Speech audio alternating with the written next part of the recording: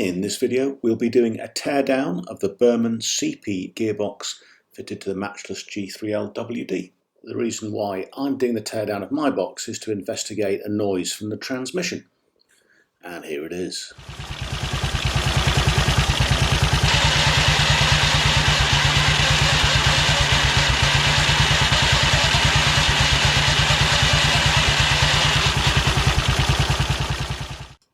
You'll notice the noise happens when I put the brake on, and also happens when I'm moving along in gear and out of gear. And I've taken the chain case off to investigate the noise, because my first thought was either the clutch was slipping or maybe the primary chain was rubbing on the chain case, neither of which turned out to be the cause. Now here I'm just using a stethoscope to see if there are any really obvious noises from a pinpoint location, or whether there's anything preventing the wheel turning freely in neutral, neither of which turned out to be the case. So really there's no option. We've got to get the gearbox out and have a look inside. But the first stage of this job is to remove the chain case from the left-hand side. Now we've already made a video of that, so please refer to that if you don't know how to do it, and then come back here when you've got the chain case off. The foot peg on the left should have been removed to get into the chain case, so now we'll just pull out the shaft that joins them together from the right side. The peg itself can just be wiggled out of position. Now undo the bolt securing the front exhaust bracket, and then the rear one. This gets really mucky, so a bit of penetrating spray is a good idea.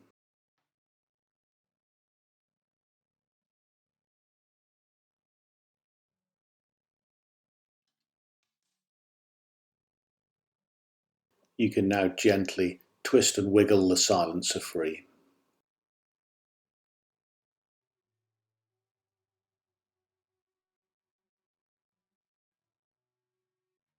The exhaust header is held on by an L-shaped bracket with two nuts and bolts. I find it easier to take them both off and then wiggle the exhaust header free.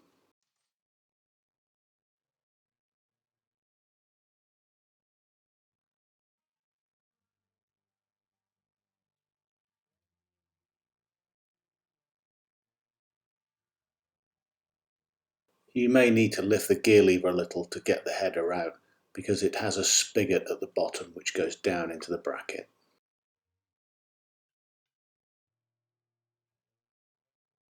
Now to the left side of the bike to undo the clutch springs.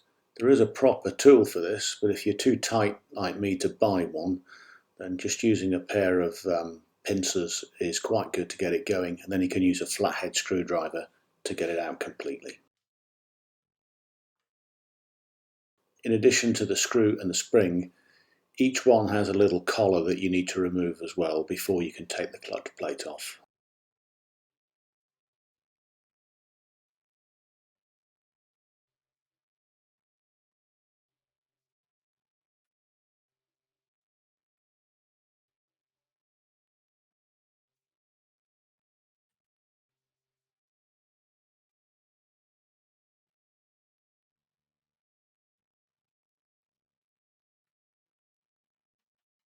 Now to get the clutch plates out. Having done this a few times, I've developed a really quick method. Use a magnetic puller to get the pressure plates off, and then just a small screwdriver to wiggle the friction plates off. And if you alternate between the two tools, you can get them out really quickly.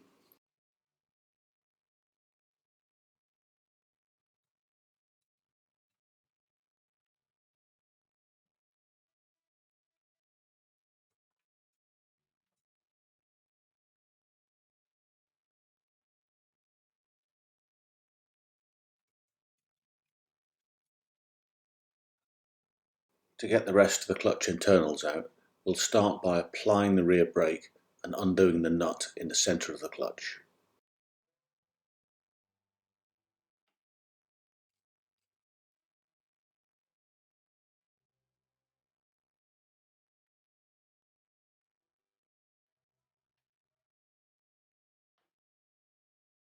Underneath the nut there'll be a washer.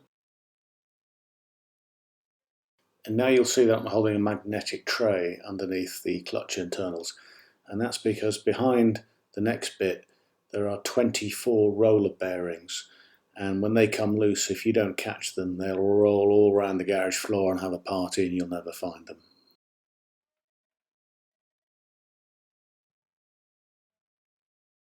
Here's a better view of the roller bearings now, the shiny round things you can see. Luckily for me, they stayed in. So now I'm removing the primary chain just by taking off the split link and then taking the chain off.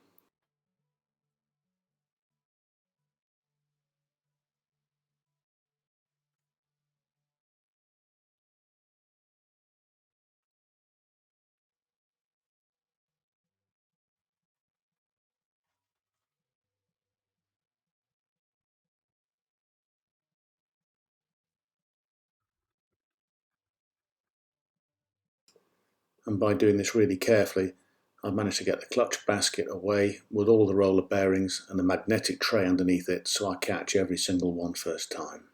To remove the front sprocket, just move the brake pedal out of the way, put an impact driver or a wrench onto the sprocket nut and undo it.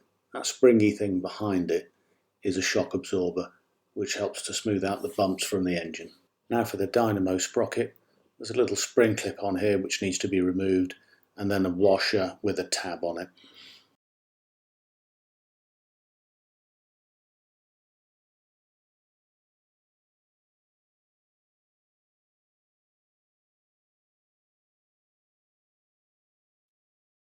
Now the dynamo nut holding the sprocket on will turn when you try and undo it, and there's a special tool you can use to hold it from the back because the space is too thin for a spanner. But again, if you're a tight wad like I am, you can get around this by just stuffing an old t-shirt into the front of the sprocket to stop the chain turning, and then it'll come off easy as. The dynamo sprockets are usually jammed on pretty hard, and you'll need some kind of puller to remove it. The one I had didn't quite fit, so I had to put one of the legs in, sort of jammed up against the chain case, then assemble the puller, and then screw it in until it came off. I didn't manage to film the moment critique when it came off, but these are the tools I used for it.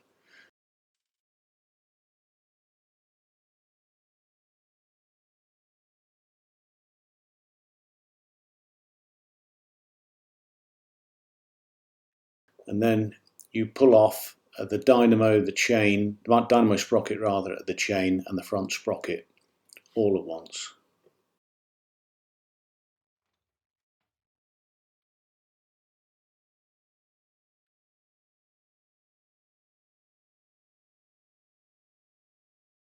Now undo the 3 chain case bolts at the front and the bolt that connects the chain case to the battery holder. Now the chain case can be removed easily.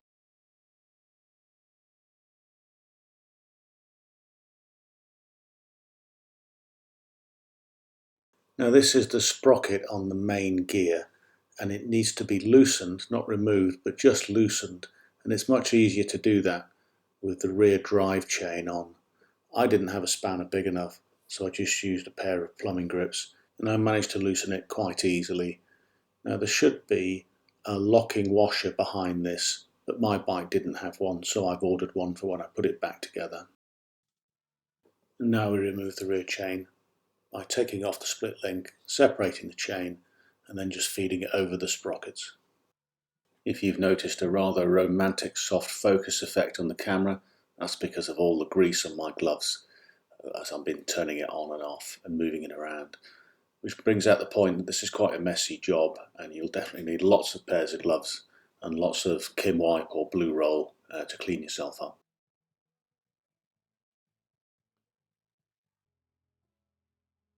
Now back to the right hand side of the bike, and time to remove the 5 retaining nuts that hold the Kickstarter case, which is the first layer of the gearbox. If you've got the Matchless maintenance manual, it'll tell you to take off the kickstart lever and the gear shift lever first, but I don't recommend this because you'll need them to get leverage to pull the kickstart case off.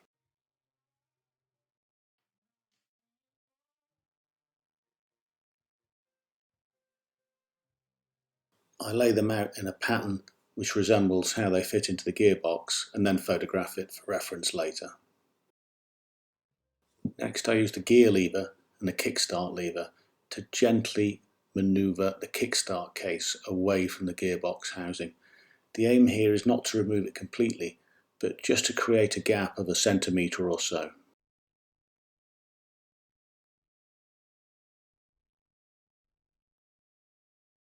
Now, by going in through the hole in the top of the gearbox where we put the grease, I can reach in and disconnect the clutch cable from its actuating lever.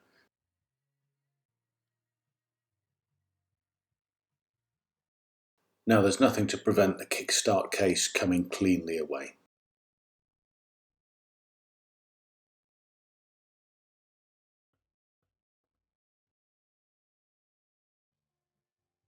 Now it's time to get the excess grease out and clean up the gearbox a bit.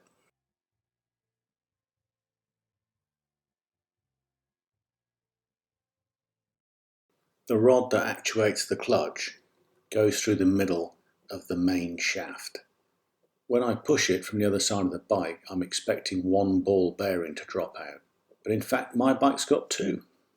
Another surprise awaits me when I undo the clutch adjuster which screws into the back of the gearbox shell. As I work it loose and remove its retaining nut free, I can see that the adjuster has actually snapped in half. That explains why I couldn't get too much adjustment earlier. Time to order a new one. Unfortunately, you have to order the whole thing with the cable as well.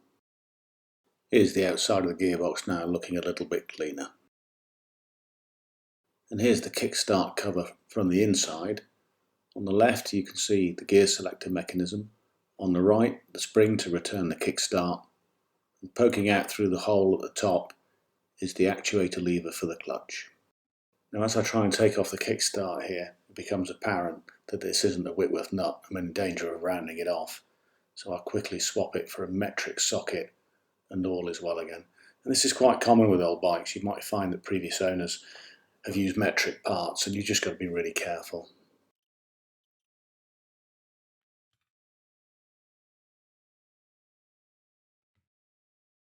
Once the nut and the bolt have been removed, the kickstarter will just come off its spline really easily, and then you can withdraw the spline from the other side of the case.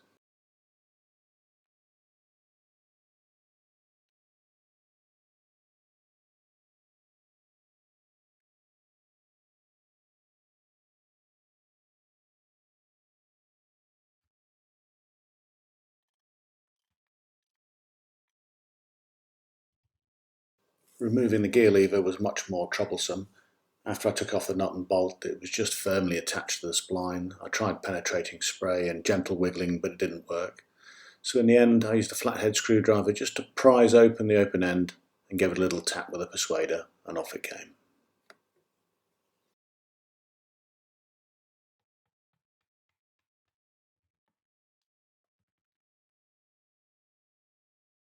And here's the gear changing mechanism, which, if you're in any doubt about it, you can just pull it apart with your fingers. It goes back together really easily, and you can check the state of the pawls and the springs, but this one was fine. Now you can see 3 shafts in the box. The top one, which I'm working on here, is the main shaft, and then you've got the lay shaft, which is bottom left, and then the cam, which is bottom right. And we need to take off the pinion at the end of this, which is what operates the Kickstarter, or rather the Kickstarter operates it. So first we take off the nut, and then that spacer underneath it, which looks a bit like a washer, is kind of serrated, and it meshes into the pinion itself, and then underneath that we've got a spring.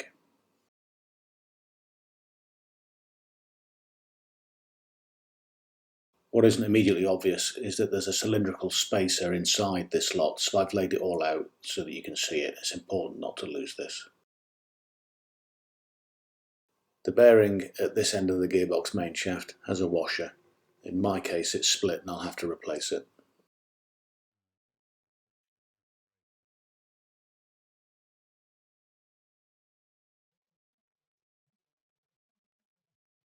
The inner case is held on by 4 nuts, which should be pretty easy to undo.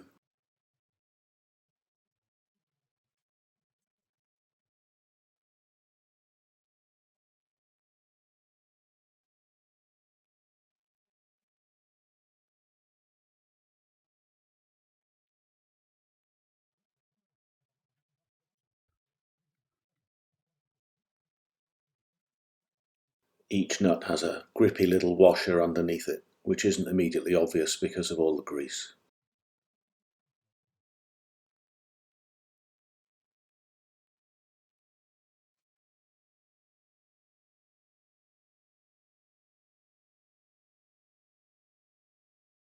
The inner case should be free to wiggle off now, but I find mine a little bit stiff, so I just used a couple of gentle taps with a mallet. Now you'll notice in the final stages as I pull it off, I'm being really careful because some of the older models of Burman gearboxes, sort of before 1943, had roller bearings around where the cam engages, and if they come out they'll go everywhere. I was happy to find that mine had a bush instead of the bearing, so I didn't have to worry. We're getting pretty close to being able to remove the gears now, but before we try that we must undo the grub screw here, behind which is a spring and a plunger, and then above that an indexing member which goes into the cam.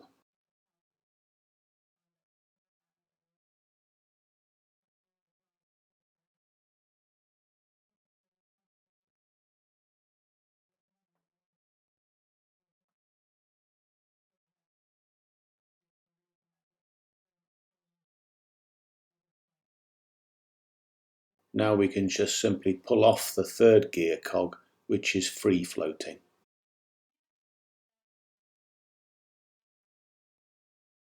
Moving to the left hand side of the bike, we can now withdraw the main shaft and then undo the nut, retaining the sprocket. We can gently wiggle the sprocket itself off.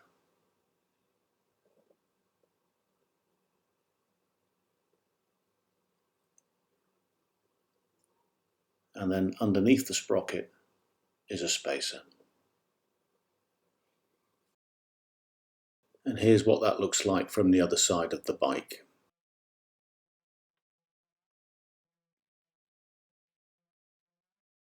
Now from the end of the lay shaft, I remove a washer and the last gear.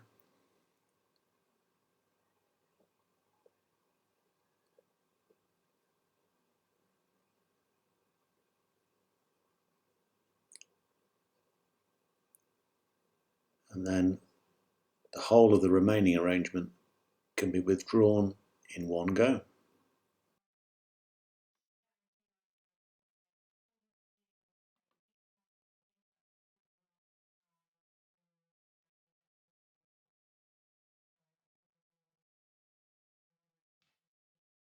And now all that remains to complete the disassembly is to remove the outer shaft to which is attached the main gear, which you can see me wiggling here. I couldn't quite push this out with my fingers, so we cleaned it up a little bit and gently tapped it through with a rubber mallet, and it came out easy as.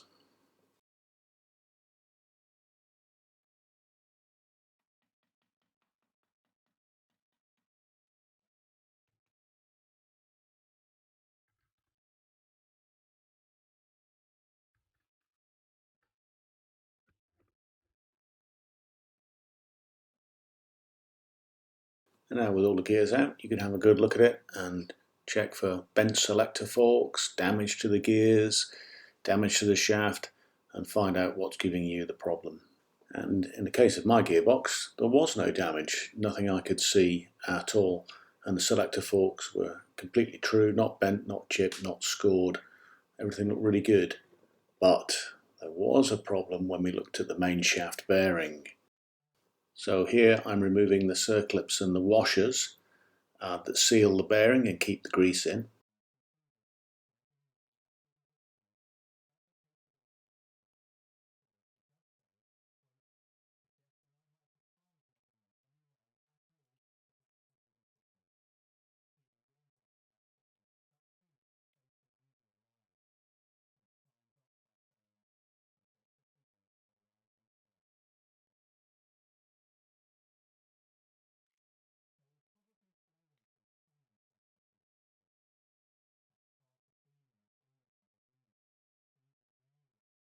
What I didn't realise here is that if you look at the housing at about the 11 o'clock, there's a little neat notch there which helps you remove this spacer.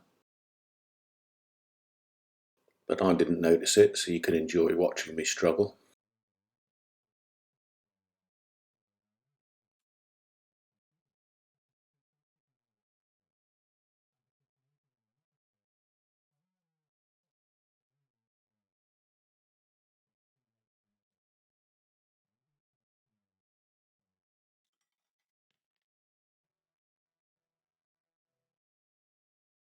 And this is where I realised we were closing in on the problem.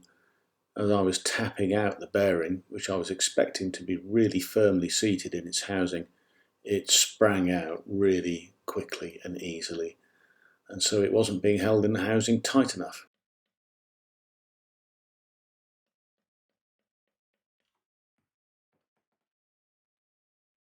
And then when I cleaned up the housing, I had a look inside.